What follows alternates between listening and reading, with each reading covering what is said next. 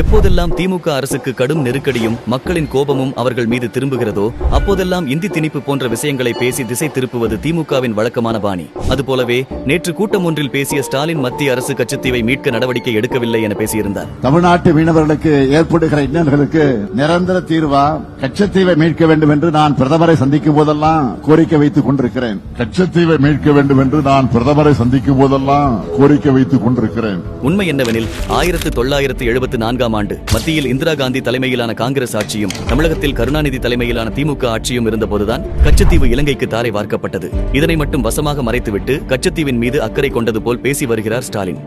முதல்வர் ஸ்டாலினின் தந்தை கருணாநிதி அன்று எதிர்ப்பு தெரிவித்து போராட்டம் நடத்தியிருந்தால் அதனை தடுத்து நிறுத்தியிருக்க முடியும் என்ற நிலையில் அவர் எதிர்ப்பு தெரிவிக்காததற்கு காரணம் கருணாநிதி மீதான ஊழல் வழக்குகளை விசாரிக்க இந்திரா அரசு அமைத்த சர்க்காரியா கமிஷனே என்பது உலகறிந்தது. ஸ்டாலினுக்கு உண்மையிலேயே கச்சத்தீவை மீட்கும் எண்ணம் இருந்திருந்தால் 10 ஆண்டுகள் காங்கிரசுடன் இணைந்து மத்தியில் ஆட்சியில் இருந்தபோதே வலியுறுத்தி இருக்க வேண்டும். மாறாக தற்போது கச்சத்தீவை பற்றி பேசுவது தமிழக மக்களுக்கு திமுக அரசு மீது உள்ள கோபத்தையும் வெறுப்பையும் திசை திருப்பவே என்பதே உண்மை.